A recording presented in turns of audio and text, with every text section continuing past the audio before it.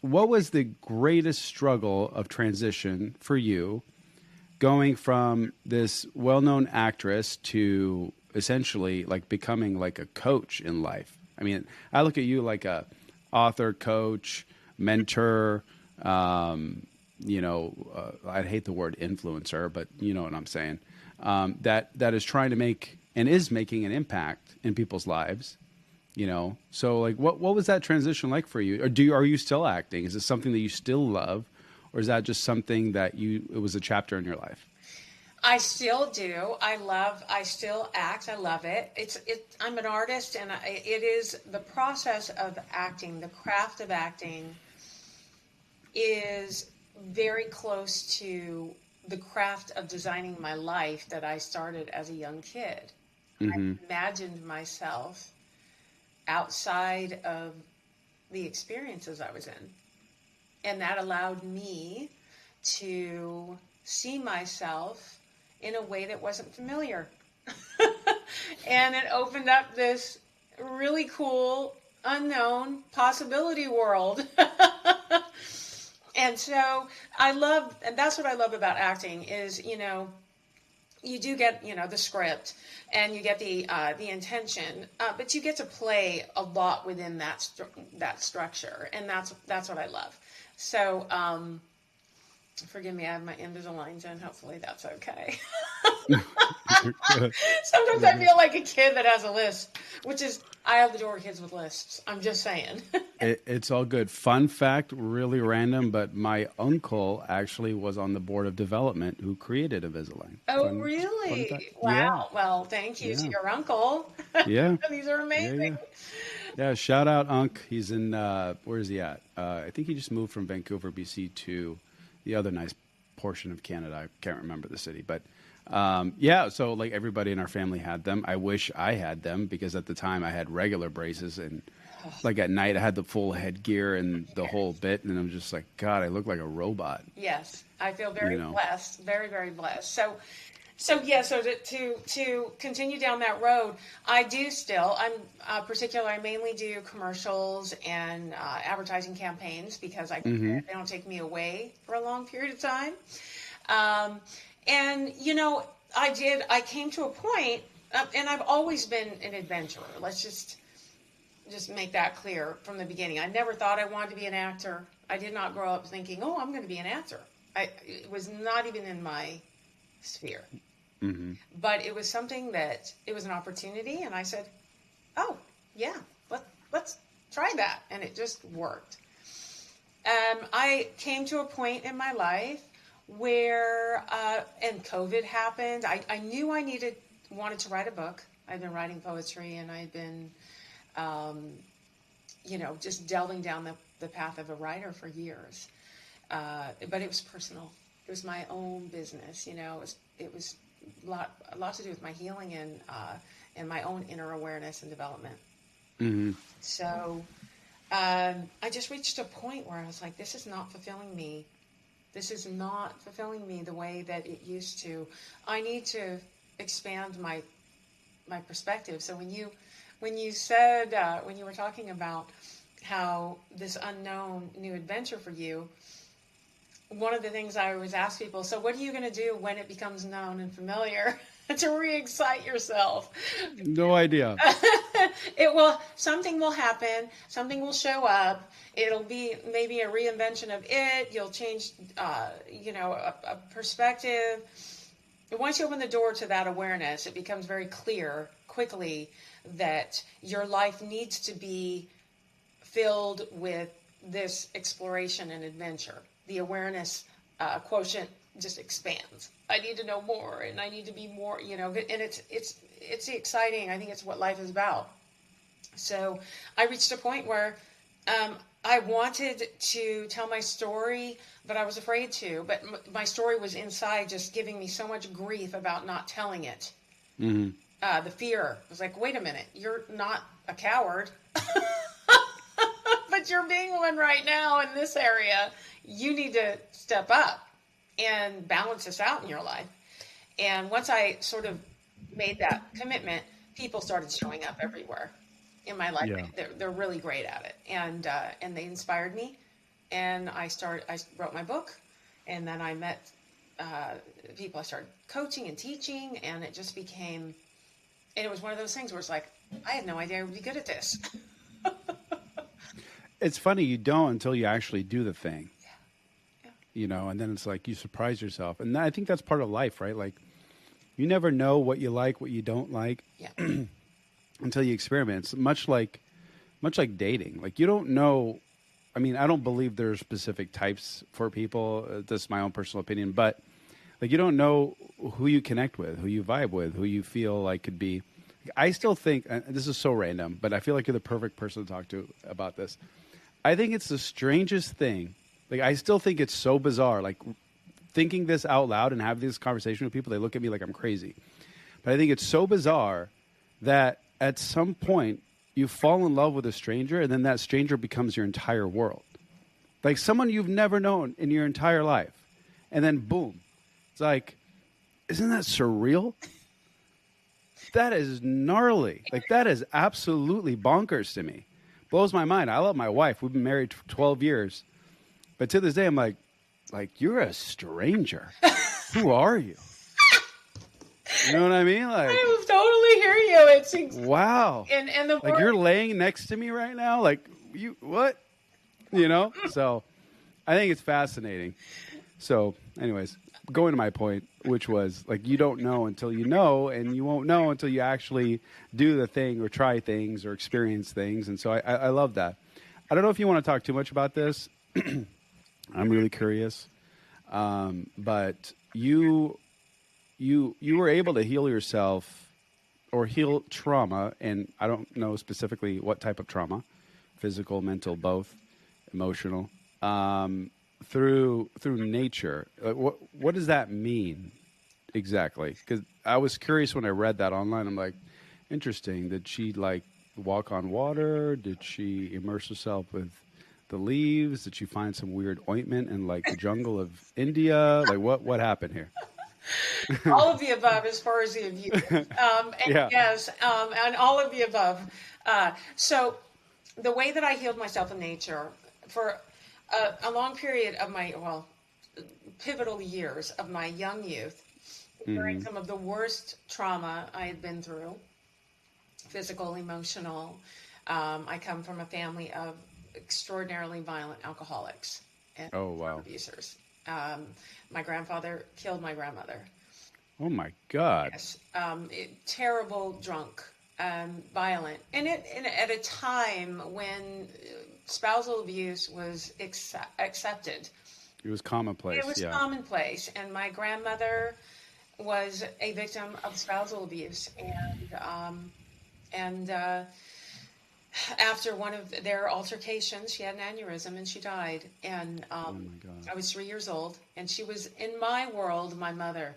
I bonded Yeah. with her like my mother. My mother was very young. She had my older sister and myself, and just not capable of being a mother yet. Plus, she had grown up in that family, so this was her life. She had witnessed this with her mother throughout her childhood, and but I bonded with my grandmother. I'm sure I bonded with my mother to some degree as well, but I bonded with my grandmother in a way that was extraordinarily deep. The level of unconditional love that you feel from a mother came from my grandmother. So it's like I stuck to her. I loved her. And I want to interrupt you real quick because I found this really interesting with women mostly. Like the fact that you were 3 and you remember the feeling. I don't remember anything when I was 3 years old. And I've spoken to a lot of men. They pretty much similar. But my wife and like, you know, my oldest daughter and my sisters, they like remember stuff when they're like 2, 3. I'm like, how is that even possible? So it's remarkable that you're able to not only remember your grandmother, but you were able to remember the bond because it was so surreal, it was so significant, it was so powerful that it left an incredible impression on you. I don't mean to interrupt your story. I just thought I wanted to point that out because that was fascinating. I have very clear memories when I was 2, 3, 4, 5. I mean, it's like it freaks people out too. I just have always been that way, and I'm one of those people with an uncanny memory, which has served me as an actor. I was But going to say, it definitely has served me. perfect career path. Yeah, exactly. How did I that can happen? remember what I had for breakfast. Yeah, I know, and it is kind of different with women.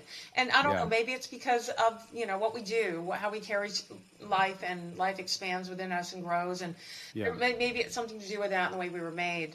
But it is an interesting thing.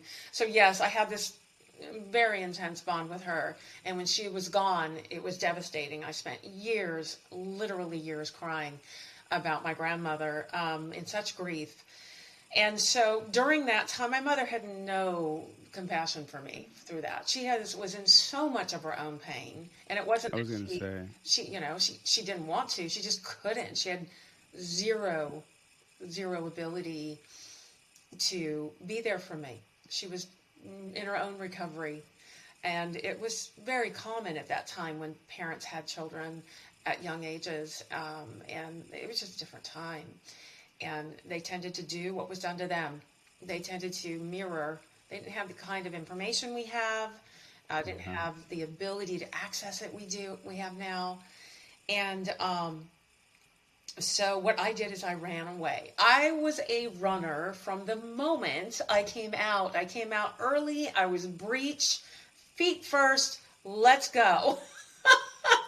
how old were you when you ran away? I left. Well, the first time ran away consciously was 13. But when Wow. when I was a little girl, I used to leave all the time. 5 years old, I would leave all day long. This was the difference between my generation and my daughters, and my husband. My husband's generation the same way. Go out and play. Be back before dark. No phones, no nothing. Like nobody's the wiser, and it's like you didn't even give it a second thought that there's pedophiles out. There's criminals. There could be someone to abduct a child. Like that doesn't now. I live right next to my kids' school, and I walk them to school. They're 7. They're in second grade, mind you, so they're not like babies. But like I make sure I see them go through the doors. Like I'm overprotective with these kids, and I have all girls, so like there's that dynamic. But so like I can only imagine what they have to go through. Like man, I remember just see you later, bye. Don't know how you're gonna reach me. All day, all Yeah. day, and and it's so funny because the same thing with our daughter. She's 28 now, but she's, I call her my daughter, she's my stepdaughter, but she's like my daughter. I've had her for. She's got me. I'm her bonus mom, and and she's got a lovely mom as well.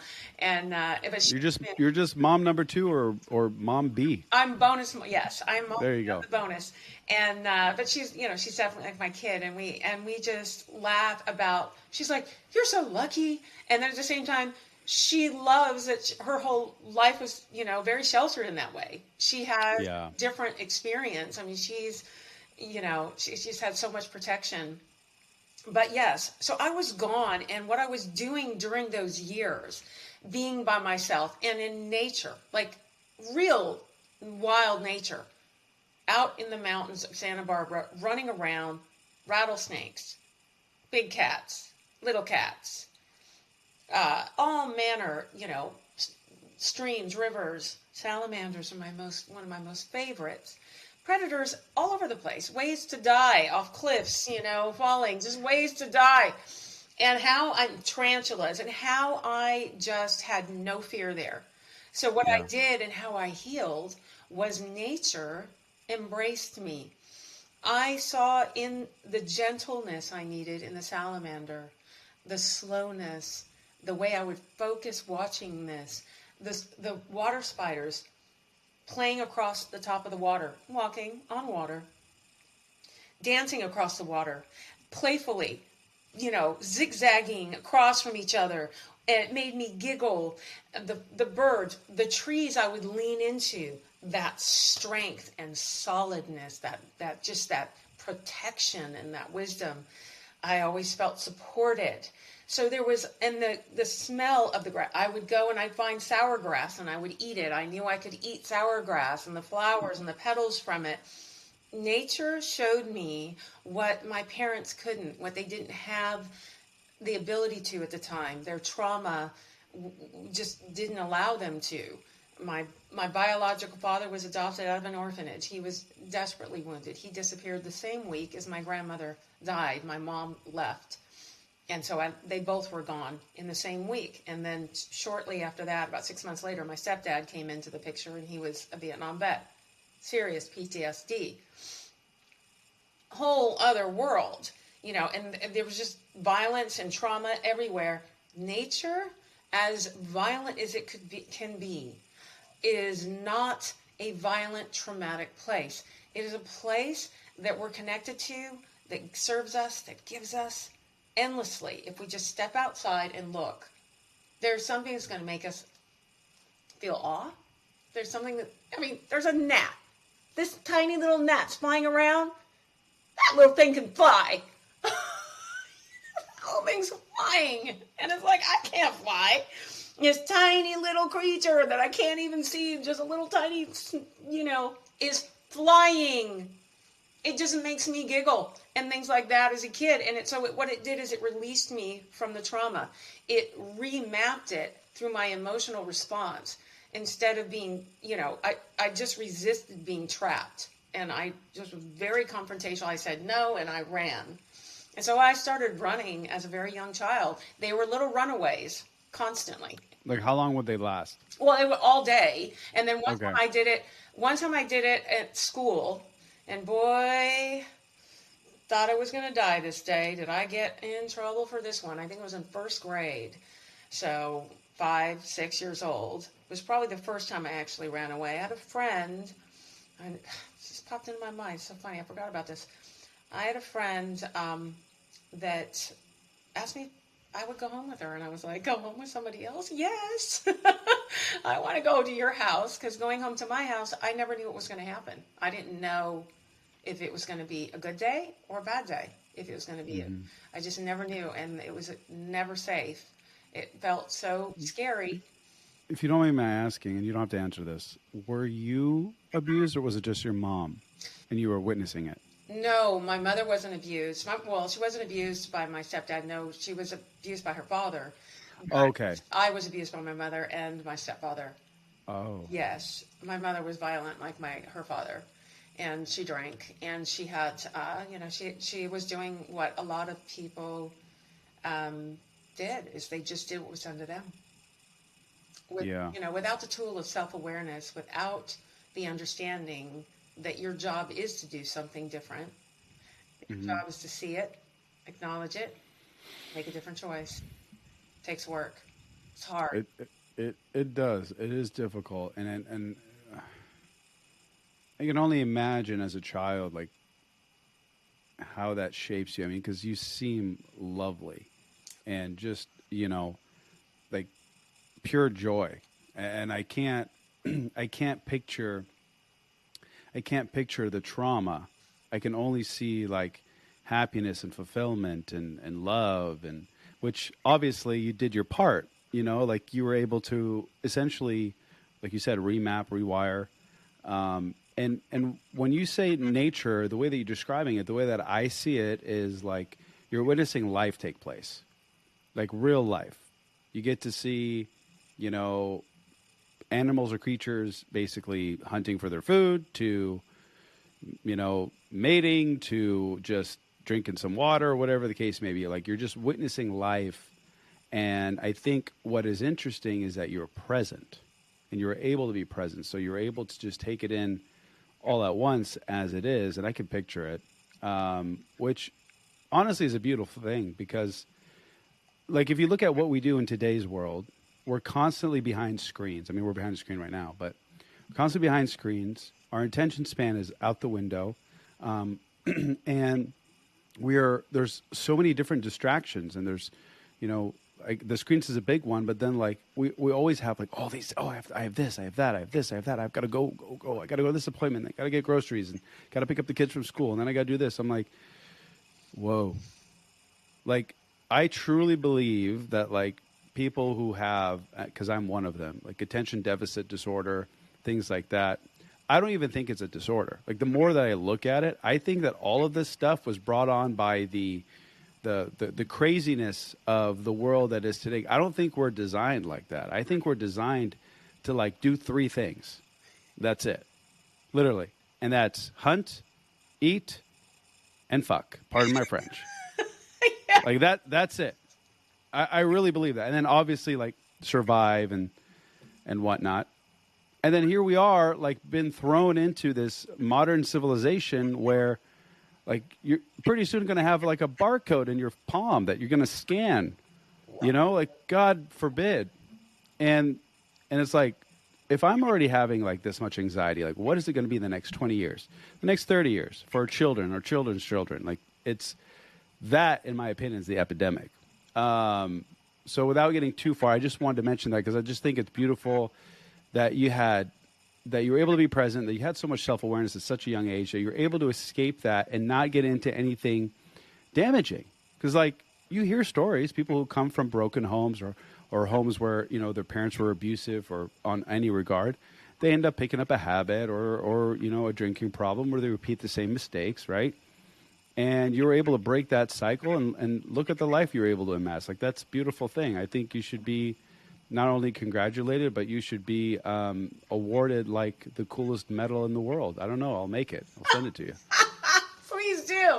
That's so funny. Okay, well, we didn't get to my teen years because Yes, let's go to teen years. There I did. We still got time. Okay. Yeah. So yes, that place when we're young, that is the light. That's the subtitle of my book, Discovering Yourself Through the Light of Your Innocence. That is the place of our innocence where we always have access to, we can always go there, we can always heal from there. It is such a pure, beautiful place. Life is so filled with adventure. Then the teen years come. And at that point, the overwhelm of your, my body changing, all this stuff I'm a total tomboy, by the way, too. And then all of a sudden it was like, what the heck is this? Literally, this is a pain in my, lifestyle here. I was not happy about this. And I was young when things started. I was, 11. And It was not okay. And then, people start looking at you incorrectly, and families where there's drinking and friends of families and things it's not correct.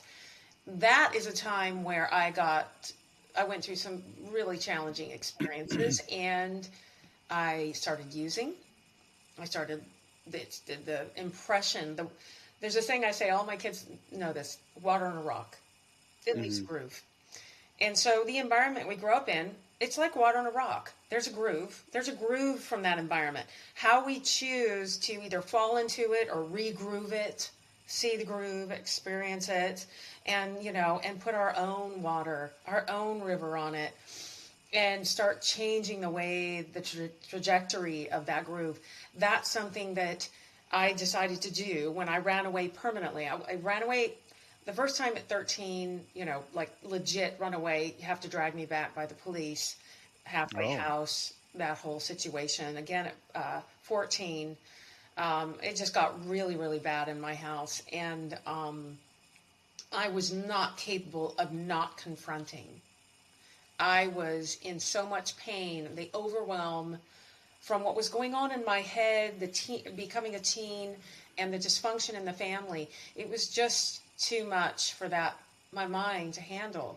And the teen years are just, we all need so much comfort during that period. And often we don't get enough. And which is why suicide between the ages of 10 and 24 is a second leading cause of death. It's unacceptable. We need to learn to take care of our teens better. And at that time, there was really nothing. Especially girls. And so I started using cocaine, I started using pot, I started drinking a lot to the point of, and what I was doing is I was trying to kill myself. I was just seeing how much I could take, and I was very self-destructive, and I was hurting myself intentionally. And a couple times I tried to legitimately take myself out.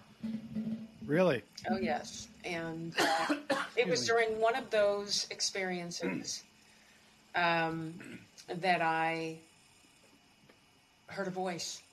And I had just come back from being away at a school for a year after being a runaway and put in a halfway house and them trying to take me back home. And this was a time when you just didn't have much of a voice as a kid. They were always going to try and get you home. And no matter how bad it was, they were going to try and get you home. And I said, no, I'm not going. And I remember the lady at the halfway house and the sheriff. They were just like, this kid. I said, no, I'm not going. I'm not going to go home with them. My parents were behind me, police officer and the lady in front of me, and I was calling the shots because I was pissed. So there was a time when the joy, armor was in place of the joy. I covered my softness, and I was a little warrior for my voice and for my rights to choose. I knew I wanted something different, but I did not have the wisdom or the knowledge on how to get there. So, well, you were a child. I mean, in my opinion, you're a child until, what is it? A woman's brain doesn't fully develop until 22, and a man is 30. So, like, and I still think you're children at that point. Like, I was still a child at 30 years old. Hell, I'm still a kid at heart. But, like, as far as, like, being able to understand and have some sort of aptitude for what's going on in your life on a, like, cellular level, and then being able to go through and decipher all of that emotional, like, battery, like, that's, like, no one can blame you for not figuring that out. Like, you know what I mean? Like, it's a lot. It's a lot to handle, but continue. Yeah, it's a huge amount to handle. And, you're reacting to life as a teen. You're reacting to life. You just have no choice. Response? What the hell is that? I'm reacting. And that's just what you do. You just react. And, bless you if your parents have some ability to handle it, your reactions, because that's your job as a parent to understand. Your kid's in reaction. Their job is to push your envelope, to hit your triggers, and to call you out. It's what they do. They're going to do it. Your job is to figure out how to respond the best way, to keep their dignity intact, to help them to evolve and to develop a strong sense of who they are so they can navigate the world. And that's not the environment I was in. But there was something in me from nature that said, I have a right to live, I have a right to my voice, I have a right to this experience, and I'm not cool with what you're doing. And I would always also run interference. I have 3 sisters. So I have an older sister and 2 little sisters. So I was the interference. I was just about to ask if you had siblings. And all girls? All girls. All girls. And I just was the outspoken, I ran interference. I was the one who would say, just got in the way of it. And so I was the one that was in this position more often. How was it for your sisters?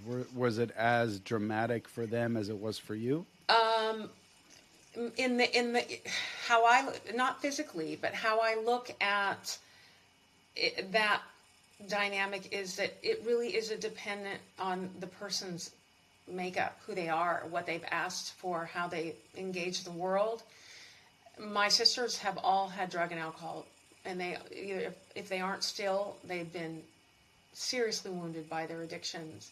They've been seriously wounded by the experience of our family. They're much more suppressive and much more, they're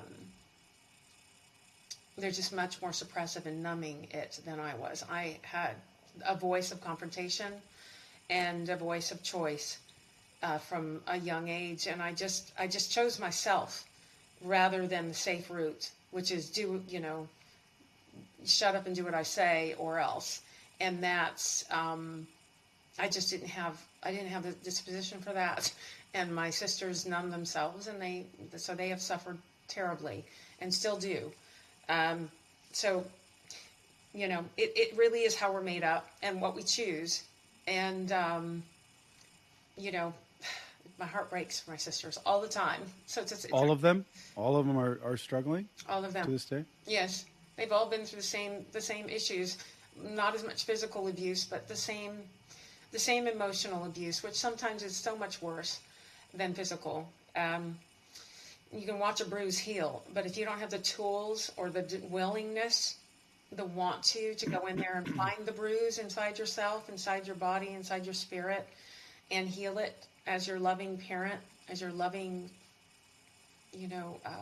advisor to yourself, then it's a bruise that never heals, and it creates terrible magnets for things in your life, a constant cycle. And I've just seen them in the same cycle of the family legacy, non-stop. And so that's been the hardest, to see my family, and also at the same time to say, I can't do anything about that. I made my choice. I can only be an example. I can only be here, and I will, and I am. But you gotta want to ask, and that's the thing I did. Is I asked nonstop. I had people like me in my life from a young age. I was determined, and I just had that self-determination of I'm gonna get my answers, damn it.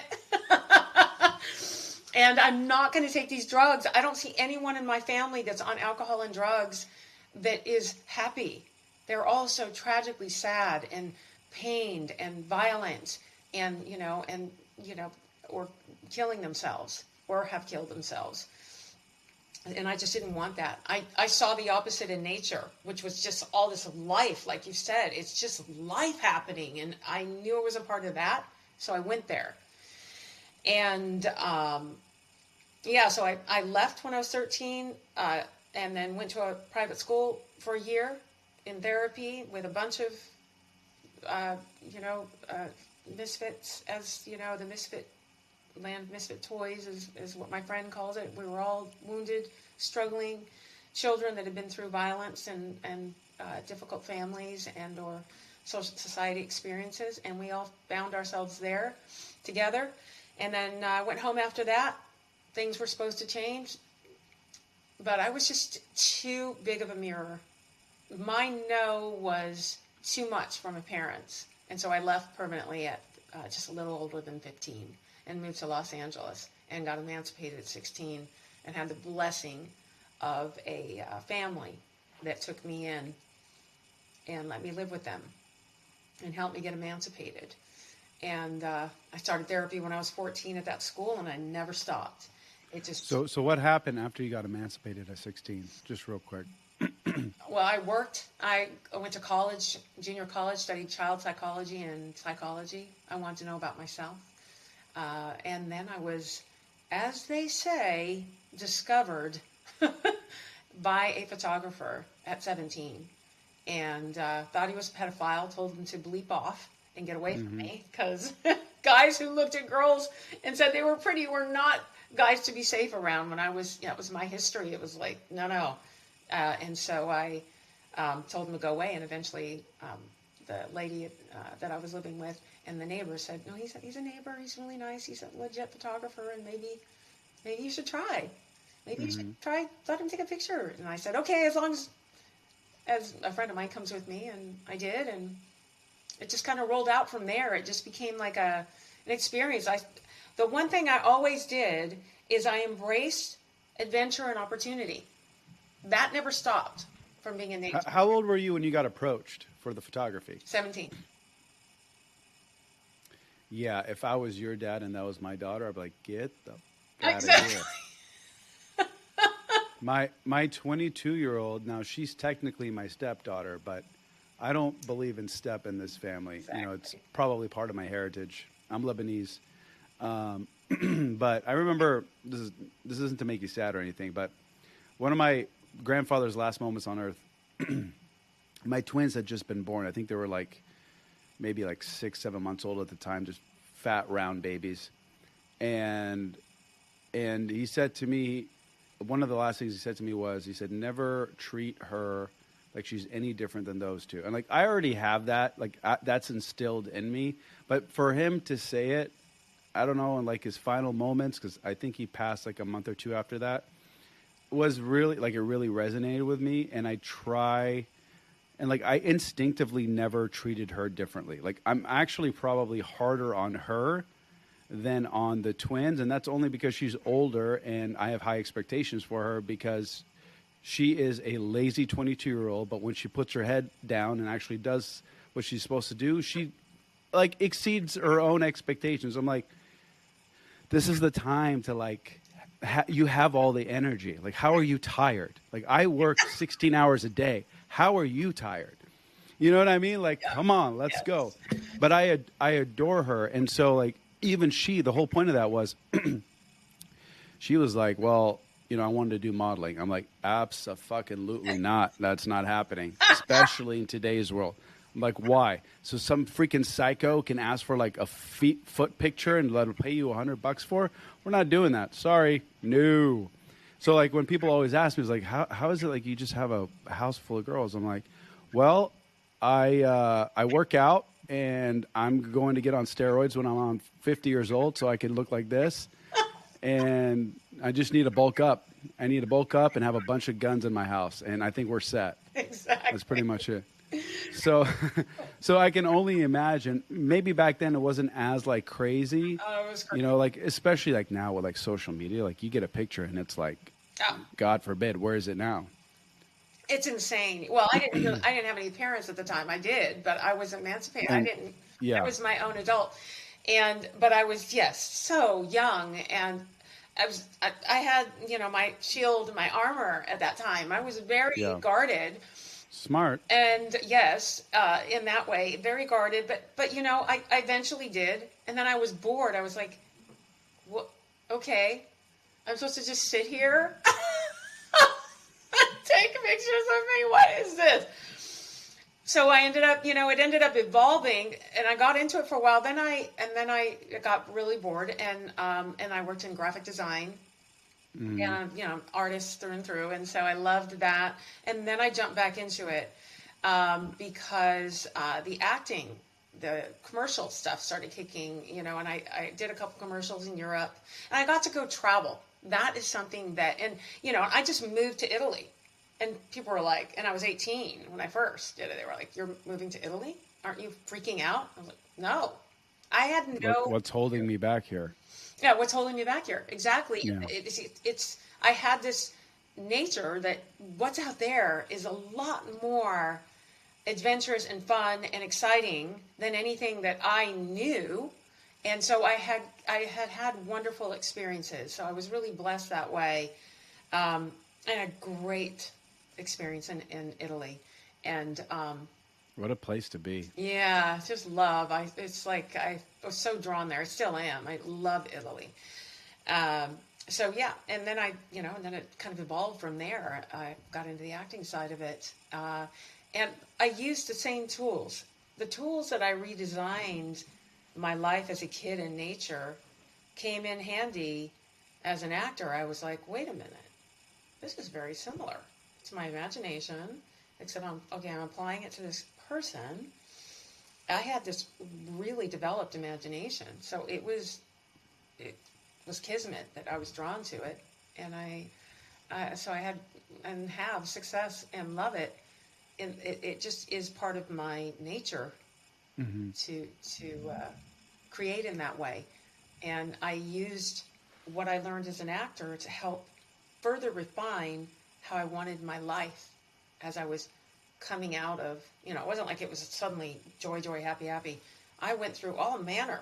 Life would trigger something, and something that Oh I'd yeah. been through would come up, and I'd have to deal with it. I was in Jungian therapy for Jungian analysis at the Jungian Institute in LA for years. They were trying to figure me out. Like, I don't understand how, one, you're not in jail or dead. After hearing my story, like, I just don't understand how you have a smile on your face. And I was like, how can I not have a smile on my face? The world is available. And they were just like, okay. And so I spent years, and they would, trigger things that I lived through. And I had this, I would go from being so happy to just being so depressed and reclusive. Something would come up and it was really severe. And boyfriend at the time, he was like, okay, you can put those 6-shooters on your hips away. Okay, I'm not going to hurt you. That was my thing, is the trust. I didn't trust people, really. It was like, what are they really? Everybody was suspect. So it took me a long time because I just didn't know I could let people in, and they were not going to try and, when the people in your immediate family are the people that hurt you the most, Yeah, that's it devastating. really does, I think, the trust path. and you have to redevelop that. So that's probably what took me the longest. How old were you when you met your now husband? My husband, I have the most amazing story. I met my husband the first time when I was 19 years old, almost 20.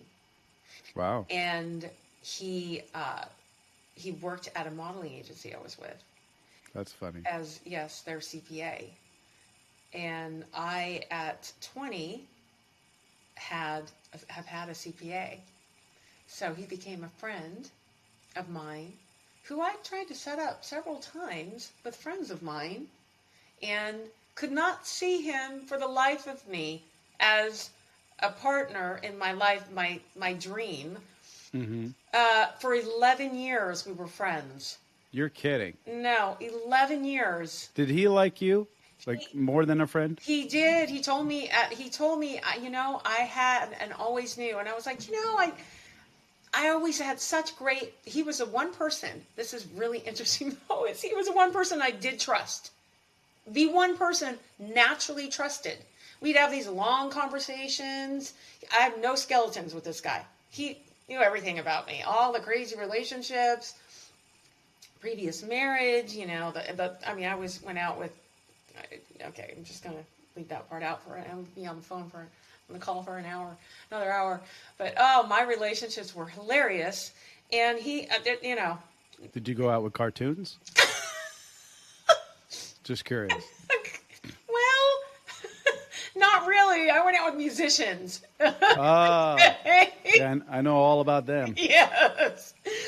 I went out with, 90s musicians with the long hair and the crazy behavior. Mm-hmm. And yes, I did. It was interesting. And so he was like, what is this girl doing? I know who she is in there. What's she doing? Well, I wasn't trusting. I was still not ready to trust in that area. I was still dealing with my own abuse in the intimacy area. Yeah. What I had lived through. And so that area was, and I was always gone. So a relationship with somebody who wasn't really reliable was also just kind of worked, had our own lives. And, so we were friends. And then, my girlfriend, he called, I was going through divorce, selling my house, and I'd been through a divorce, actually, and I was just in the point in my life where I was like, okay, I'm just going to focus on my work. I'm done with relationships. I'm just going to be celibate. I'm over it. I can't figure this out. I just keep choosing the craziest people. And wonderful experience and blessings because I have stepkids as a result, who I adore. But in the personal area, it was like, who are these people? I keep choosing. I'm like choosing them because I want to take care of their kids or, and it's like I'm here to help their kids and I'm not about, their kids need me. So I'm, there for the kids. And then there's the dad comes with the package and it's like, what am I doing? But thank God I was there for the kids. And thank God they were, we had it was just an interesting experience. And so my girlfriend says, she hears Jeff, who's calling me because I'm working out all my finances. He's my CPA. And she's like, this guy, he called, I wasn't eavesdropping, but I heard his voice. And have you ever considered dating him? I think that there's something there. And I was like, no, he's like a brother. I've tried to set him up. In fact, I'm trying to set him up with a friend at the ranch right now who has a horse with her boards of my horse. And she's like, well, I don't know, you might want to consider. I think that there's something there that's really good for you. I'm just saying. And randomly I invited him out on a paddling adventure that this friend of mine who had, oh my gosh, why can't I think of the name of the horses right now? But they're crazy horses. They're lovely, but they're really, I can't think of them, but they're the most hyper horses ever. And they're really, really big racers. Not thoroughbreds, but they can run long distance. And they're super, super, super hyper. And she was too. And she wanted to go paddling. And I thought, I'm going to be Jonah.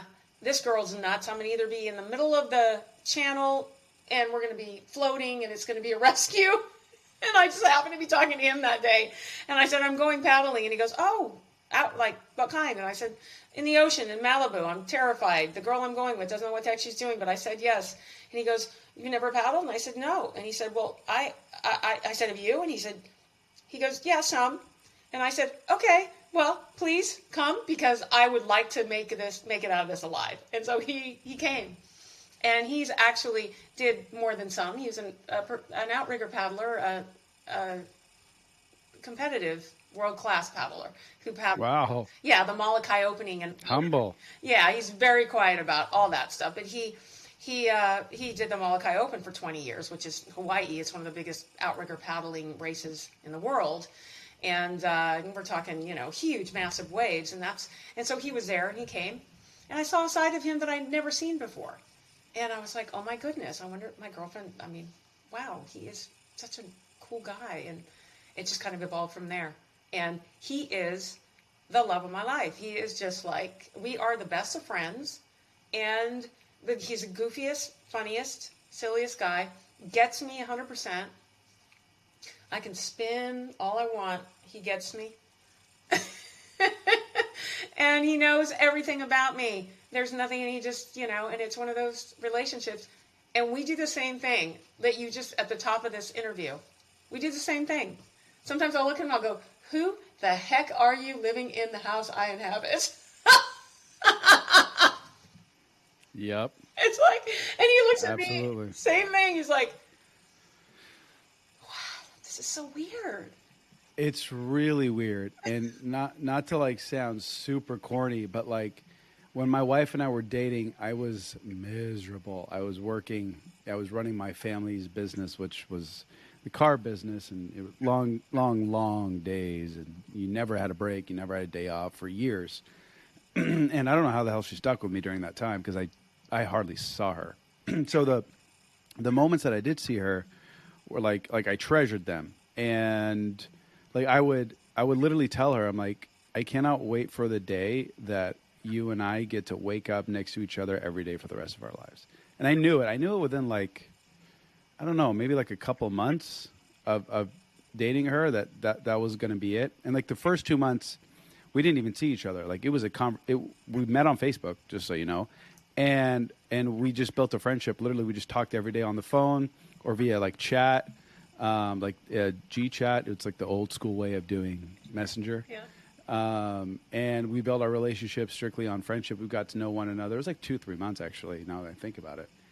And so, like, the moment that happened, I was like, wow, this is amazing. So, like, I really believe that any long-term successful relationship has to have some form of friendship baseline. Like, you don't want to just be friends, because then you don't get the good stuff, and you don't want to just be in a relationship, because then you don't get any of that good stuff.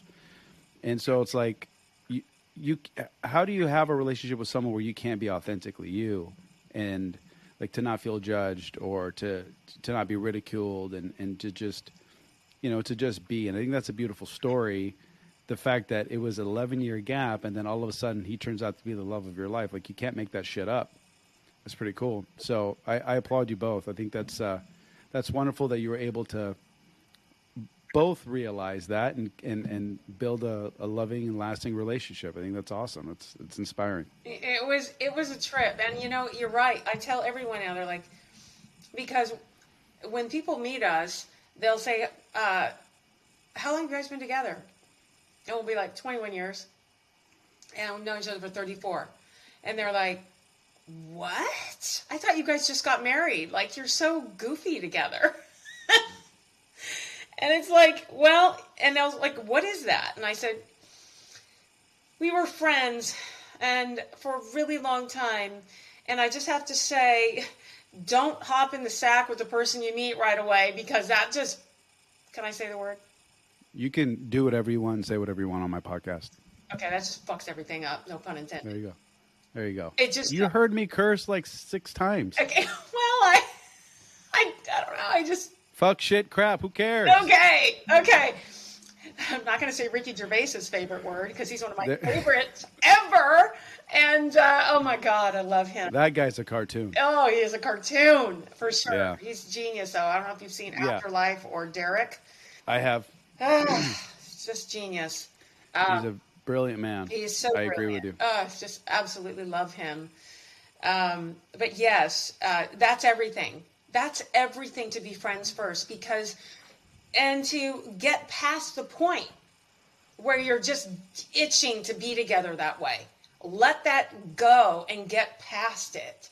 Yeah. And then let it build from the friendship.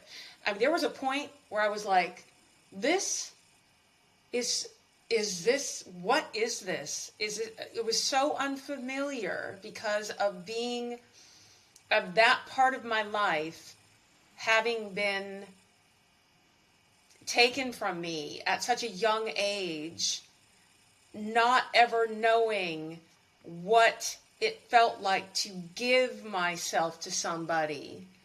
Yeah. I never had that experience that I was giving myself to someone. And that is so important. And even when you're in that space of all that physical, all the endorphins, all the, the rush of that sexual attraction,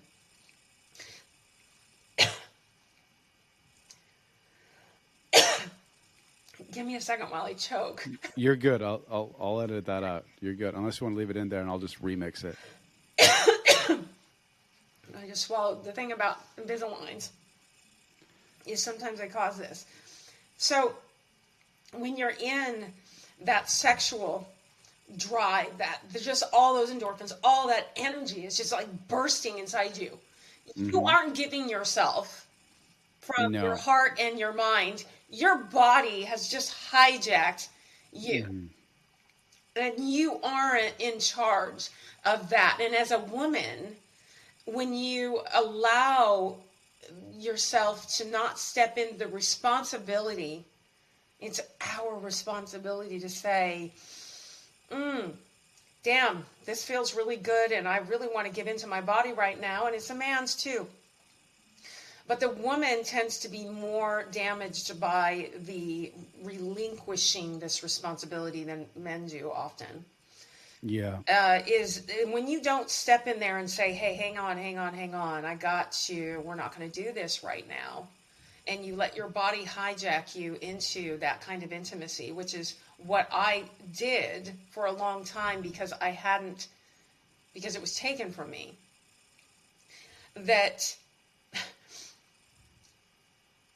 there's such a quantum leap of growth and a gift of self-awareness that comes with that responsible one simple move of, I really want to do this right now, but I'm just not going to do it. I'm going to go sit with this, get my body a little bit more, understand my body a little bit more, and let's have a conversation in a couple days. Because there's a lot for me to absorb right now because this is I really want to do this. When you can do that, it changes your life. It does. And I think a lot of what you're saying is the lust part. It's like you're completely like that first section, that is lust. And if there's one thing that I could have done differently is like the first, not the conversation piece, but the part where we met, I was instantly, because I was super attracted to her like already from a like personal side because we got to know each other and I loved her like that, And then when I met her in person, like she's hot, so I was physically attracted. And I was young, like I was 24 years old when I met my wife. I had no real relationship prior to that. I had relationships, but they're looking back on it now, like those weren't relationships. Those were like childlike, I don't know what you want to call them. Just yeah. So like I learned a lot with her, but I fucked up a lot with her. Because of my insecurities, because of my lack of understanding and knowledge, because of my lack of self-awareness. And so, like, if I could have a do-over, I would probably even postpone, like, the sexual part of the relationship even further.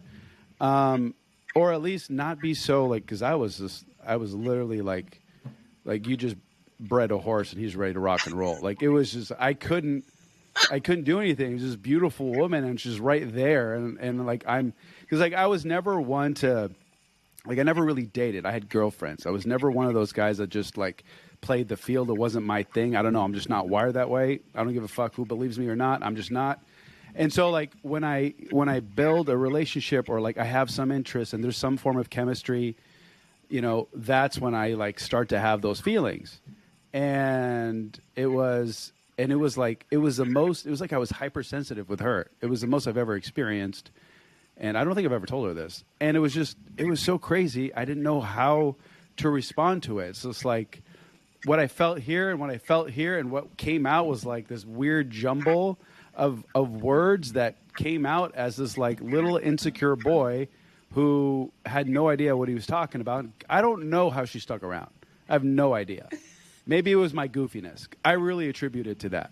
Other than that, I don't know. I wasn't anything special.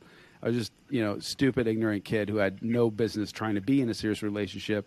Not that this matters, but she's 6 years older than me. So, that, not to say that 6 years is a big stretch, but that's a long time because in 6 years, what I've been able to go through from a growth standpoint, let alone relationship, it's huge. Like huge. Like what I do in a year is insane. So 6 years is pretty drastic. Anyways, I don't know where I was going with that. I wanted to comment on what you were saying, and I thought that was really critical because if you can put off that lustful section, that part where you're just like, oh, and then build a foundation, I think you'll either know if it's the real thing and if you're just wanting sex, right? Yeah, you'll either know it's a real thing and you want to play it out, or you're just wanting sex and you're just turned on by her because, we're animals and that's what happens. I get it. So I love that. I love how you broke that down, and I just wanted to throw in my 2 cents because maybe guys are listening. They're like, I don't know what she's talking about, bro. Well, I love that you said that because it was likely your transparency, because all the things that when you were just telling me about what you were going through as a woman, I'm listening to it going, this is adorable. The transparency of having this and this and this all going all at once and not knowing, and you're like, what the heck? I don't know how she said, because you were completely transparent. And a lot of guys are afraid to be that transparent. But when you do hold off, like you're saying, the empowerment you give yourself is making the choice of, is this real or do I just want sex? And if you decide you just want sex, you're going into it at least eyes wide open, not being hijacked by your physical yet undiscovered or aware of how you operate physically experience of you at this point. And not misleading her and yourself at the same time. Totally. And, and my husband and I, even though we had been friends for 11 years, once we started actually dating, I mean, the first couple days, I wouldn't even go on a date with him by myself. I brought friends. And and then I went on, and then he invited me on a date, and he goes, don't worry, there's 10 people that's going to be on the date, so you're good. And that was like, it was so funny. So we didn't go on a date alone for a long time, but it was months. It was like 3 months. And then before we even and I was feeling all that. And I was like, am I ever going to feel this again? And I'm like, and then it was so weird because it was so different because I was owning my responsibility to myself and I was not allowing that. And I was watching it, observing it and going, okay, this is interesting. Part of me wants this right now, but the other part's saying, no, you're not doing that. But you were able to look at him from like a lustful perspective as well. Yeah, eventually. Okay. Eventually. I was so guarded because of what I had just been through. Yeah. I was like, I'm not going there. I'm just like, and then, yes, then it got totally that way. And it was like, wow. And then I resisted the lust. And we would just, be 100% transparent. We would just literally lay within it and not do anything and just let the experience of being on the edge and not doing it be our reality for a while because it just was the right thing to do for us. And then as it evolved and as our experiences evolved, it's just become like this crazy. I'm crazy about this person. I get butterflies when he's coming home. It's been 21 years. Like, what is that? I'm still excited. My husband's coming home and I'm just like, thank you, God. This is so good. It's the best. So I'm all about, letting people just don't let your body hijack you. There's a whole lot to be said about personal responsibility. There's a whole lot to be said for Yeah. longevity and joy. Yeah. Yeah, that part will come. And when it does, it'll be beautiful and it'll be reciprocal and it'll be real. It won't seem like it's, you know, like I always found lust to be like fabricated, like an empty vessel. Like, okay, because that was the whole problem with porn. Not to make this a conversation about porn, but like I can't tell you how many men I knew that were married that were addicted to pornography. I'm like, and again, believe me or not, I don't give a shit. But I'm like, here's my rationale with porn. Okay, if you love porn and it's something that you do with you and your significant other, hey, mazel tov. Okay, but what I'm talking about is like the ramifications of porn that literally ruin marriages. Oh. And I know this firsthand personally from friends of mine where it leads to things. It leads to adultery or on different forms. It could lead to resentment. It could lead to whatever, right? It's like a gateway. And for me, it was like the moment that I started like actually being with girls, I'm like, why would I watch a video? Yeah. I have that over there. Yeah. Or I can go and, you know what I mean? So like, I logically never made any sense to me, nor was it ever like, whatever. But I know people that, you know, that's part of their, you know, their lovemaking. But I also know people where guys use it as a means to escape and they sedate. But that can also be replaced with alcohol, drugs, whatever the case may be. Like you can sedate on anything. But I've found that pornography tends to be like the number one culprit to men who start resenting their wives and like, you know, start having adulterous relationships with other people. And it usually starts out with communication and then it leads into photos and then videos and then boom, you start doing the deed. And now you've got a divorce, you've got a family, you've got a broken home. And it's like, and I've seen it happen. I've seen it unfold and it's fucking crazy to me. Like all of this because you think that your relationship is based on sex. Bro, let me tell you something. Sex is like another art of communication that you have with your significant other. And I always thought that sex was like the thing that I wanted. It wasn't. It was a connection with my wife that I thought I had lost. And I find that was the common denominator with a lot of men who are very like driven, you know, hard types. I'm not saying that I am. I'm just saying like, you know, type A type individuals, you know, entrepreneurs, business owners, that kind of thing. You know, a lot of guys that are just very like drivers, if you know what I'm saying. Absolutely. And because it's those types of people, and I did fit in this category for a while, but it's those individuals, those types of people that have this frustration where like they feel like they can't express themselves emotionally because the weight of the world is on their shoulders, and they were raised and brought up in a world where you literally don't cry, you hold everything in, you bottle it up inside, and you suck it up, and you be a fucking man. That's right. And I was raised that way, and that was the dynamic, and I really sympathize and empathize with a lot of men. And so it becomes difficult to like, how do you get into a relationship? Like I'm asking you, Walker, like how do you get into a relationship and then create a family with that kind of mindset? Like, of course, if your wife stops sleeping with you, what do you think? Like the first thing that these guys think, and I was there for a while, is, oh, well, she doesn't love me or she doesn't whatever. So I'm going to go and find out, you know, I'm going to go and solve this issue myself because I need that release. When in reality, it was never a physical thing. It was a psychological thing. Like, you just didn't feel like you were connecting with your wife, which is crazy to me.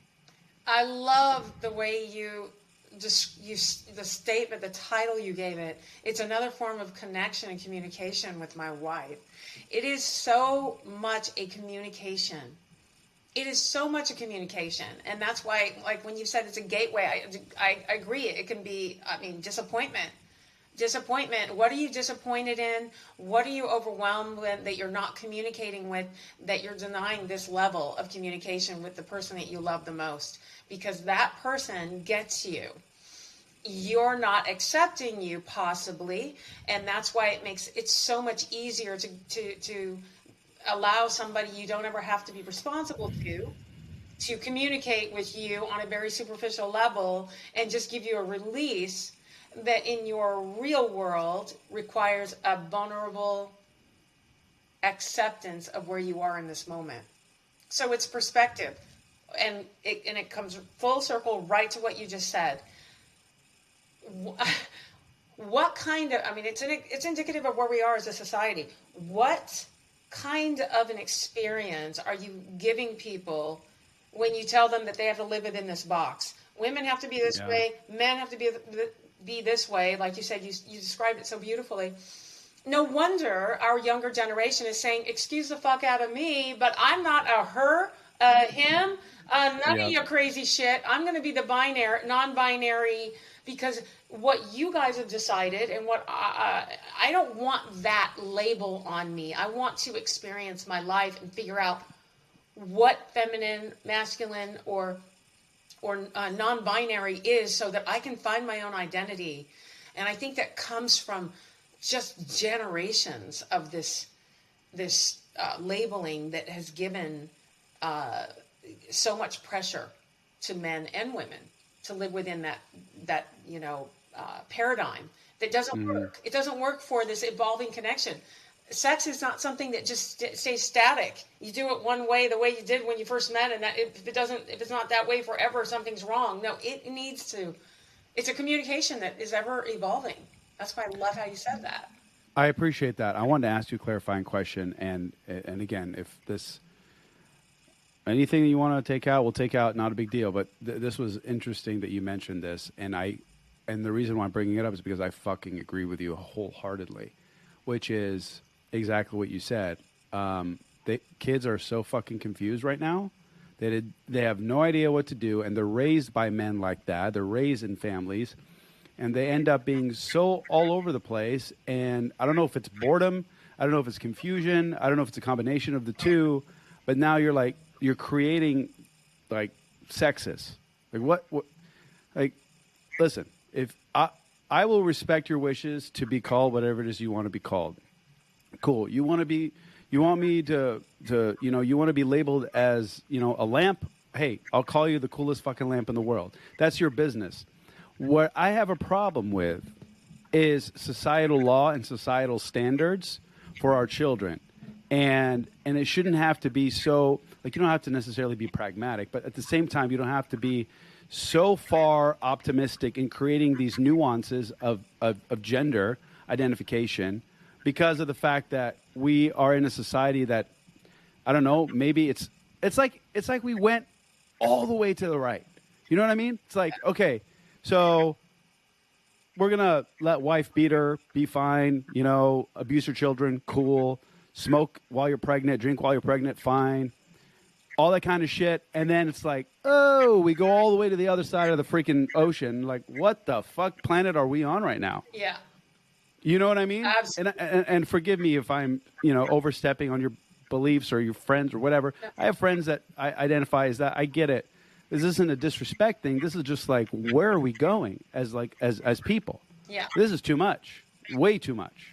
You know what I mean? Yeah, there's a lot of suffering. I think that one of the things that I have the biggest problem with is teaching children at a young age what they should and shouldn't think of themselves as within their sexuality. We are in discovery as children. If we're born with a specific body part, ought we not be loving to the way we were born and what we were born with? Ought we not love and be grateful for the gift of what our life and the body that we have? That's the area where, for me, I draw the line of, this is cruelty to children.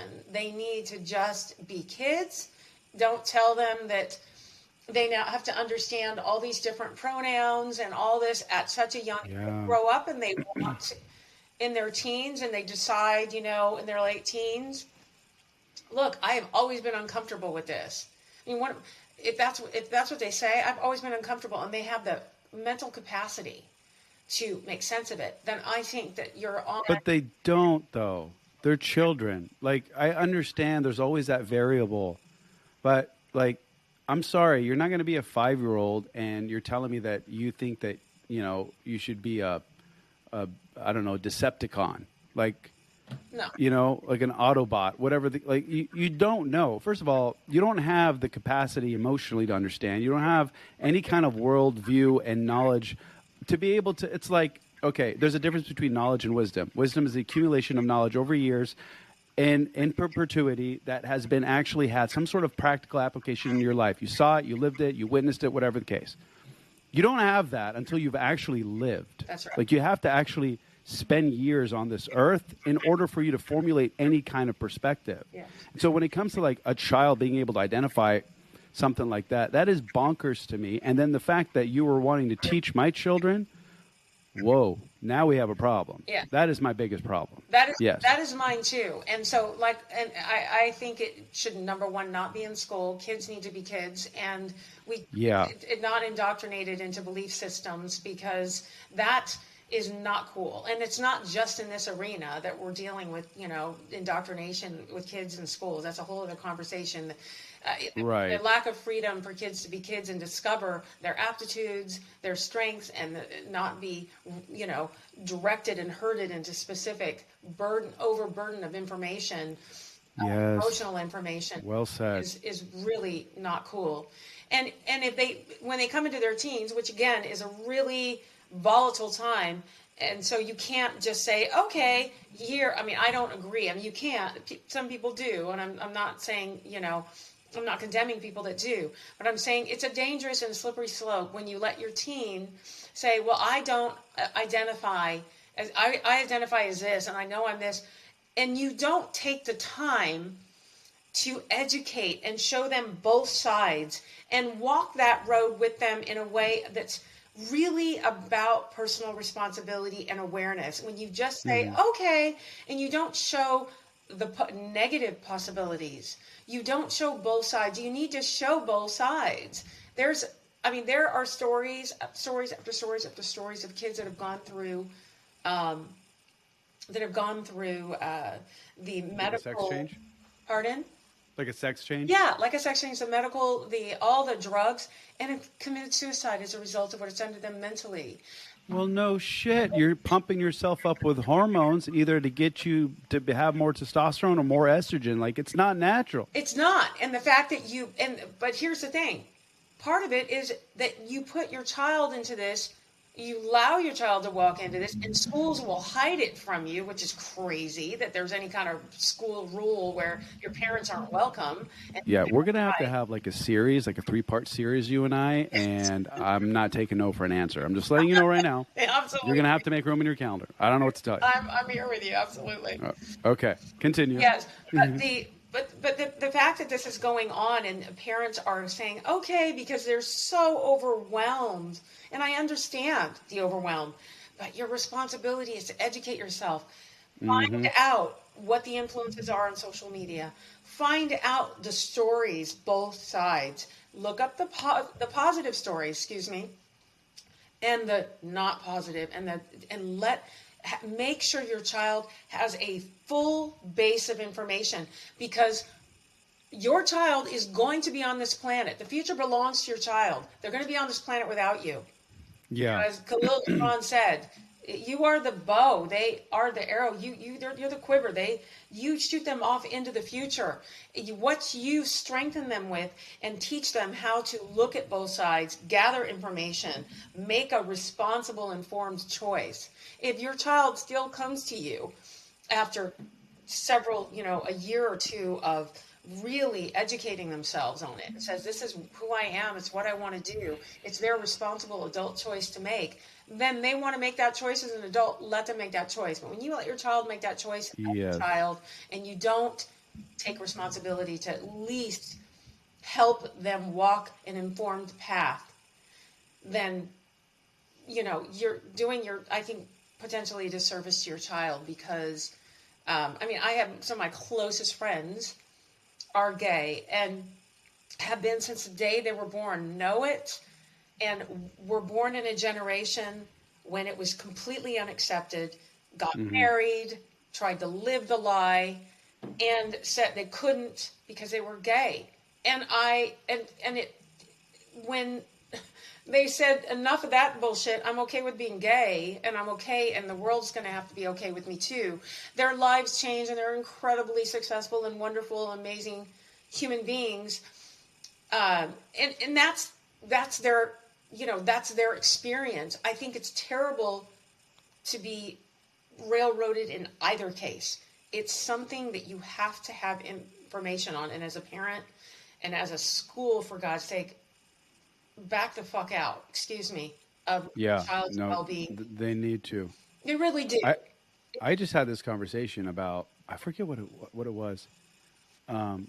This morning I was filling up my kid's water bottle for school, and I spilled the ice, and I said, "Oh gosh," or "Oh my gosh," and Mimi, one of my twins, she's like, "Mrs. Tabor said you're not supposed to say, 'Oh my gosh,' you're supposed to say, 'Oh my goodness.'" I'm like, "Well, is Mrs. Tabor your dad and mom? Are they your parents or are they your teachers?" She's like, "Well, they're your teacher." So I oversee what your teachers say and know that for the rest of your life. Yes. And it's like, that shit pissed me off really bad. Yeah. Like something so simple. I do tend to have a little bit of a short fuse with, like, what I like to call my non-negotiables in life. And my kids are like number one. Like I'm like a I don't know, like a liger, like a tiger lion that's ready to just destroy with like eagle wings, and I can just, I don't know. And I don't know, maybe because they're all girls, and if it was a boy, I'd probably be a lot harder on him. I don't know. I have no idea. But I come from a big family, so I've always had, like, I have a lot of sisters and a couple of brothers. The rest are women in the family. And my dad died when I was young, so I was surrounded by women. Maybe that's a big part of it. That's a conversation for another time. But so it was something like that. I'm like, you can't let society, and this was a conversation I had with a friend of mine who's really well informed. You can't let society set the standard for your children. You set the standard for your children. Otherwise, and forgive me for if this is insulting in any way, but I don't think it's an insult. I think it's just a representation. Because if you don't set the standard for your children, then society will. And that's like the laws of the jungle, in essence, which is kind of what happened to you. You, on the other hand, you're like what do you call it? Like a weird variable, because you had crazy intuition and self-awareness at too young of an age. Like, it's almost freaky. So like you're a rare breed. So we can't say that that's like the general, standard for most children. So you were able to figure something out, and you had the ability to be able to have some self-awareness and intuition, and kind of craft and create the world that you now live, and you just resonate joy and happiness, and you could see how much you love your life, and that's amazing, and that's why I think everything is in energy, and I could feel it. Like, if I was sitting next to you, I probably would see some of it just coming off of you, and I think that's so cool. And why be negative? But so the point I'm trying to make is that if you don't allow, if you don't create the foundations for your children at home, then society is going to take over, and society means friends, neighbors, teachers, grocery store clerks, universities, middle schools, high schools, elementary schools, like that, and then let's not even forget that there's social media now in the mix. Oh, buddy. Oh, God. Yeah, I mean, like, mic drop at this point. Absolutely. I mean, like, what is it? Dale Carnegie's book, How to Influence. It's a fantastic book. How to Win Friends and Influence People. Yeah, win friends. One of his quotes is, "If you tell me how you get your feeling of importance, I'll tell you what you are. That determines your character. That is the most significant thing about you." We live in a society where people are gathering their importance from people they don't know, thinking that the like that you get from a stranger is relevant to the like, more relevant than the like you get from yourself or your family, your friends. Even if your family's, a wreck, there's nature will tell you more about who you are and give you an acceptance that has more value than going on a platform with a bunch of strangers that you don't know that might be just, putting a thumbs up in a fast moment, not giving really Yep. anything. Yep. That Yep. is not a good, a good foundation for building your self-esteem. Your self-esteem comes from you being and doing and coming up into conflict or coming up into resistance and finding a way through it yourself. That's what self-esteem comes from. It's from finding your solutions to your wants. That's how you learn about your capabilities. That's how you learn, one of the things, like my youngest, and I'm the same way. She's my stepdaughter, but she's I call her my youngest. Hallie, she's 28 years old now, and I've always been, get it. You want that, get it yourself if you can. If it's something she can do, I do it with all my kids. They want a cup. Can I have a cup of water?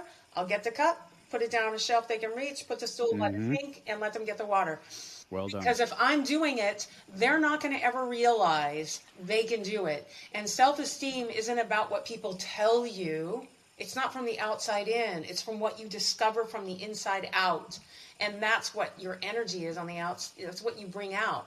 So when schools, teachers, and people on the outside start telling our kids how they are, who they should be, what they should say, to the point, you're supposed to be giving kids information, creating a discussion, creating maybe a platform for them to have a discussion, to gather and determine how they want to respond, an opinion, a discovery, and they start to develop who they are. They're supposed to be stewards of information, not arbiters of what your value system is. Yeah. Our parents are supposed to give that to us, and if they don't, and maybe Mo, part of the reason why schools have gotten so empowered this way is because our society is so broken. Families have been broken, divorce rate, maybe all these things, a lack of a spiritual core within families, whatever you want to call it, and people going to the outside going, please give me, and not everyone has seen it in nature and seen that it's right there for you, and they've gone to each other, and then people in their own, need to feel good about themselves think that telling somebody how they should think makes them feel, more important, whatever that is. If it's the number one need, as Dale Carnegie says, for people to feel feel important. What is making teachers feel good about themselves when they're burdening children and making children do this instead of this? This is what a child is supposed to be doing. I'll tell you what it is. It's the same reason that a kid who gets bullied when he's a kid turns out to be like a cop or some person in authority. And it's those types of people that have to find pleasure in being able to dominate. And I mean that in a grand spectrum of things, like physical domination, mental domination, emotional domination, you name it. It could be as small as telling kids what to do and creating the standard in an educational environment to, just having a hard-on and decide to pull everybody over because you can. Whatever the case may be, okay? It's just an example. It doesn't mean that every cop is a dick and every teacher is terrible and every we have to get out of the space of these extremes. Like, we're human beings, we're fallible, we're imperfect, we have good and bad, and some people just tend to some people may give in to those bad impulses, and some they opt for the growth mindset. And so, like, you can't just put everybody in one column. That's ignorant. Like, and which leads me to the last thing I want to say before I let you go. And then I really, really want to have like a continuum. If you're open to it, I'm serious. Definitely open. I love it. Love talking with you. Ditto. Is this notion of we can't have a conversation in today's world, and this could be in our next topic because we can dive in, without animosity. Ugh. Like I can't agree to disagree with people anymore. It's like no, you're wrong and I'm right. Okay, buddy. Cool. And that may be part of that may well, did I lose you? That may be part of cancel culture. That may be part of how society has become. I don't know. All I know is that there's a lot of noise in the world, and everybody wants to be right, and nobody wants to listen. And I'm like, how smart do you really think you are? Because the older that I get, the less that I feel like I know. And the more that I learn about stuff, I'm like, shit, I'm so confused. I don't know. I don't know anything. What is it that I know? I don't. Only thing that I can truly be confident in are my personal experience that I've witnessed, and I can share those with you as a point of reference, not as a means to tell you that this is right and you are wrong. I can't stand that. So I agree with you 100%. And I think that's why we kind of got on the track about school and teachers, because there's a misuse of that power of, look, this is just a discovering experience life. Everybody has a desire to want to be heard and acknowledged. They want what they have to say to matter. They want to matter. And if you're in a place of authority or influence, you have even more responsibility to acknowledge that, wait a minute, do I really have the answer? Maybe you don't have the answer. So allow for the possibility that there might be something. And for you and I, when it comes to kids, there's one absolute when it comes to being a parent. Those kids are under your care. You Yep. are their steward, their caretaker, their safety until they are ready to go on their own. That's your job. And in nature, everything in nature protects their young in this very fierce way that you describe yourself. It's natural. So it is normal for parents now to be going, hang on just a freaking minute. You're crossing into my territory. And that's natural. And what we're not able to recognize is to sit in the room together and say, look, I hear your voice. You feel that parents are being irresponsible because they're not acknowledging this experience out here in the world. Well, I'm a parent and I feel you're irresponsible by pushing that awareness on my child at a time when my child doesn't have the capacity to understand it. He only has the capacity to be burdened by it and to feel badly about himself because he doesn't understand it. Can we at least acknowledge that? And can we step away from this and recognize you may value this more than me? And maybe at some point when my child's older and I don't feel as protective in this way because my child has told me I don't need to be, you and I will be able to feel more comfortable in this conversation. But right now we need to be okay with each other's differences. And that's where I think we have the biggest problem, is we're not okay with each other's differences and we're not respecting that they're both okay and have to be accepted at face value in some cases. You just have to say, I don't agree because I don't see where you are seeing, but I respect that you see it and it's high value for you. And it's my job as a human being, part of your family, because we're family. We're a human family. I have got to sit here and say it, okay. It's okay for us to not have the same sight right now, especially when it comes to children. You know, the parent's not trying to hurt their child by saying, don't burden my child while they're in your four walls. I want my child to be in exploration. I want my child to learn academics. I want my child to emotionally feel unburdened and to smile and be in that innocence. I want my child to have innocence as long as they can. Can you please not talk to my child about sexuality when my child doesn't even know what that is? Please, just don't do that. And for teachers not to be able to say, and organizations to not to be able to say, I have to respect this about parents. These are their children. I have to respect that. It's our responsibility as a society to make, like you said, we make the rules when we don't treat our schools like babysitting services. And we step in as parents and say, I am going to guide, I'm going to participate, I'm going to guide you. These are the parameters that you have with my child while they're in your four walls. Until we get up and say that's our partnership, I think we're going to have this problem. We need to make a partnership. And teachers have been emboldened. Bless you. They've just been emboldened, I think, in a way that is, and also remember, lastly, these teachers are from a broken society.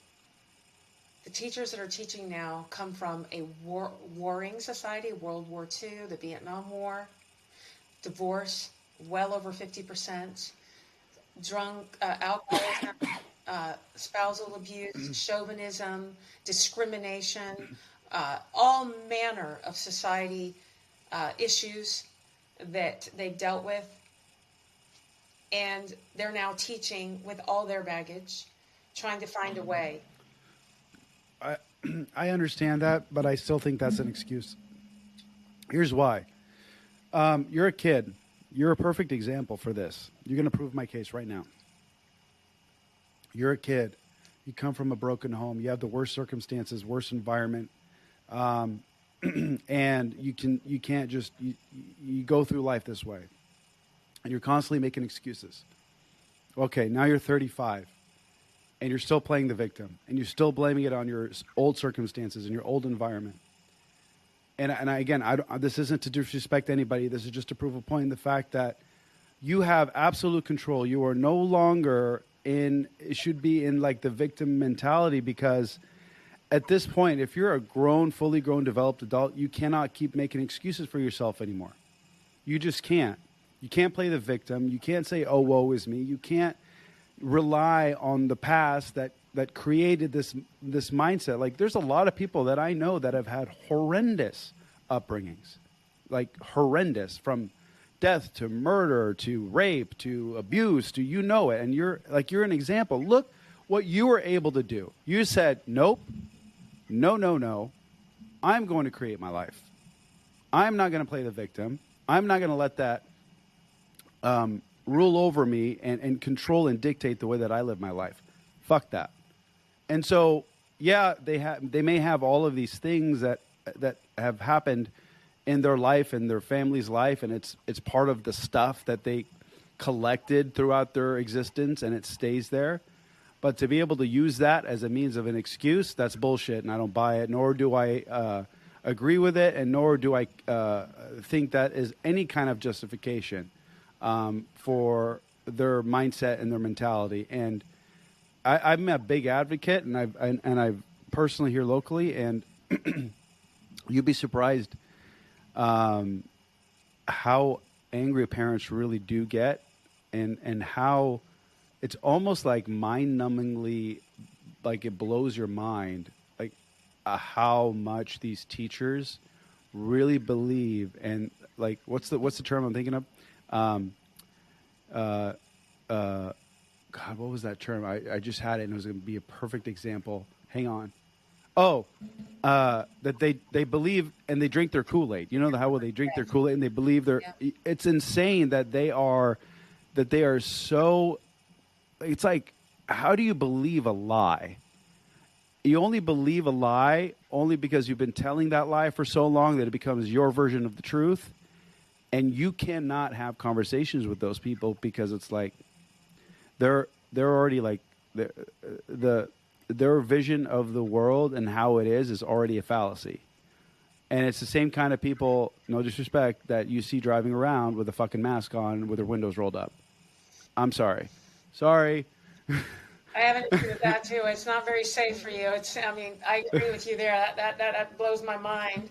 And I agree, it's not an excuse. You have to take responsibility, and if you're a teacher, you do. You have to hold yourself to a higher standard of dealing with your shit before you go and influence young developing minds, for sure, and not use them as your workout space to deal with your issues. No question. Yeah, you're an educator. That's right. You have to educate. It's just like a policeman. You have a gun in your hand. You are held to a higher standard. You must be. Yep, 1,000%. You just said it right there. You are held to a higher standard. You made that choice. You made that decision. Nobody said and forced it upon you. Nobody said you have to be a teacher. Nobody said you have to be a policeman. But you're supposed to be there to uphold the law, and you're supposed to be there to educate our children, not throw your bullshit and your belief system and the lens that you see through every single day onto those kids and get them to believe the crap that you believe. That's not how this works. You're there to teach curriculum, math, science, social studies, whatever the case may be. That's what you're there for. Period. So, like, I love that you said that. That really resonated with me. Yeah, I mean, I agree. You're held to a higher standard, and you need to not teach from your suffering and where you've come from, but teach from a place of awareness and willingness to be wrong and be responsible, and hold yourself to the place of, look, I am in charge of this child's vulnerable and impressionable mind. I need to make sure that what I am speaking from is not my own agenda or my own fear of not being accepted.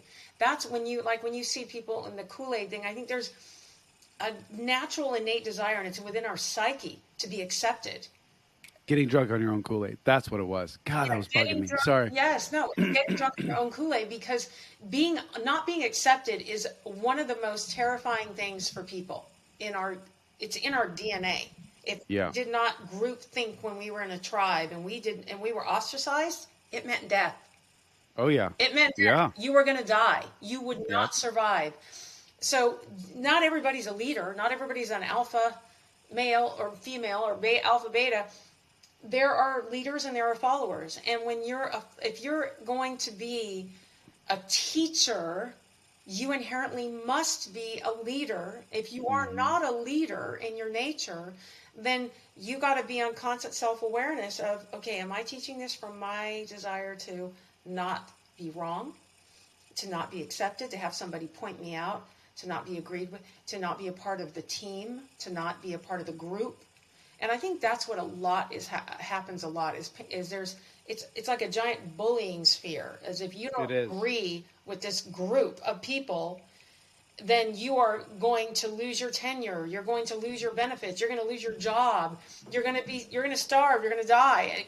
It connects into that. I mean, you dissect and go all the way down. What is it that is actually in the whole Maslow's thing? It's going down to you dying, and that's what people deal with, and that's why they're just like, beer bonging the Kool-Aid, because they're like, it's a lot easier to do that than to just stand up and say, look, I'm not as intense as you guys. I don't necessarily agree. Yeah. It's hard for me to say I don't agree. I don't feel comfortable with this. I don't want to lose my job, and I don't want to. And there's not a lot of room for people to be that vulnerable and transparent and be cared for within that. It's, you think like us, or you are out. And that's a tragedy. That is also a variable that I fail to mention. That is true. That is very true. Sometimes it's a circumstance that you're put in and the environment that you're put in where you may have to watch what you say, kind of thing. I mean, I can't tell you how many times I got in an argument with my kid's principal over dumb shit. A lot of times it's typically the mask. And then I learned, a friend of mine, he guided me with this because I'm a free thinker and I don't like to be told what to do. I'm right there. He said to me that, never talk about the science and never talk about anything other than the fact that you just need to approach it like you're two people. They're two humans existing, and come from that stance of humility and understanding. And no matter what, if all else fails, change the subject. And it works. And it works like a charm. But it's like, it's tough when the organization that is teaching your kids has not only at the hierarchy, the principal, maybe the vice principal, maybe the superintendent, maybe whatever, like the positions of leadership within that environment, maybe they're setting the standard and all the teachers have to abide by it. So like at what point do you cut off, the head of whatever, Hydra, but that's what it just keeps growing. I guess I don't know. Isn't that the mythological being? Is that Hydra Medusa with all the snakes on her head. Hydra? Yeah, yeah. You cut off one head, And another another one, one two grows. grow in Yes, the same. yes. Yeah, yeah. Well, you know what, and science. I think we've forgotten what science is. Science is experimentation. It's Yes. theories. It's always evolving and always changing. There was a time when we used to bleed people, thinking that was going to heal them, and look where we are now, and look where we're going to be eventually. We're not going to cut people open. It's all going to be lasers. It's an evolution. Science is a constant exploration and understanding and discovery. And it's changing as the world around us, the environment changes, the environment influences the outcome. Science has become like some kind of weird absolute in this language right now. It's like, what happened to the reality of what science is? It's a discovery process. Okay, we've discovered that the masks don't kill the virus. Take the masks off. We've discovered that children are stronger and need to be the leaders in herd immunity. Let them. Let them.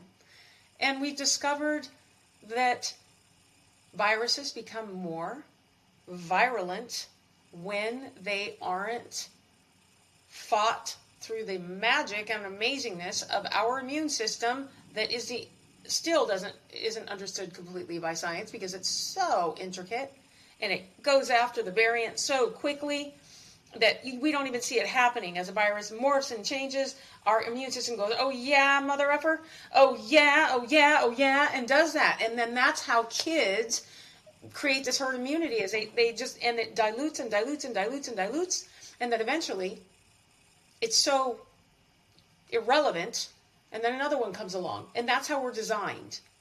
We're designed to fight these viruses this way. We have this amazing ability. So why would we be masking ourselves up, with weakening our immune systems, and creating not only that, but creating this level of ostracizing our own being and this developing of children? We learn from our faces. Our children learn. I know that this is a really long topic, and so we're going to leave it to part 2. But I'm very passionate about the subject. Me too. And it's I have a whole story around it. I do too. And it's one of those things. It's one of those things where it's almost like when I think about it, and then if I don't watch the news, but if I do turn on the news, I feel like I'm in the Twilight Zone. Like, I feel like I just got transported into like a film, like a sci-fi movie. I'm like, is this real right now? Like, this is happening? Like, this is like, are people cuckoo for Cocoa Puffs? Like, what's going on? Like, nobody can think for themselves anymore? What happened? Yeah. When did this switch take place? Anyways, I don't want to get into it because it really grinds my gears. But I'm with you. I gotta get going. I gotta go pick up the kiddos. Yes. This has been beautiful. Where can people find you? How can they connect with you if you want them to connect with you? I would love to. I'm going to connect with you. Are you on Instagram? I am on Instagram, Walker. I'm going to find you. I'm going to stalk you. Yes, please connect with me on Instagram, Facebook, walkerbrandt.com. My book Awaken is on Amazon. It's it's live right now? Oh yes, super cheap Kindle, and I made it, and I don't know, it's really reasonable. Put it that way, I just made it really reasonable on Kindle. And Awaken. Let me find it so I can post it in the link description. Yes, Awaken. Is it just Awaken? Is there Discovering Yourself Through the Light of Your Innocence, Walker Kimberly Brandt.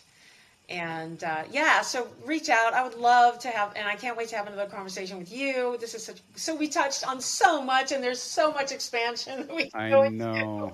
I know. I got it. Yes. I got the book. Awesome. Yes. Thank you. I will reach out to you so I use Instagram literally as a form of communication. I just message people through there. Perfect. If you're active on there, I'll message you. If not, I can email you or whatever your form of communication is. But I'd love to schedule part 2. Yes. Because there's just too much knowledge and there's too much wisdom. And it's like, I love it when I vibe with people. Like, I cannot not have another conversation. Like, that's not right. Like, we got to keep going. We got to keep going. There's a lot to cover in this world.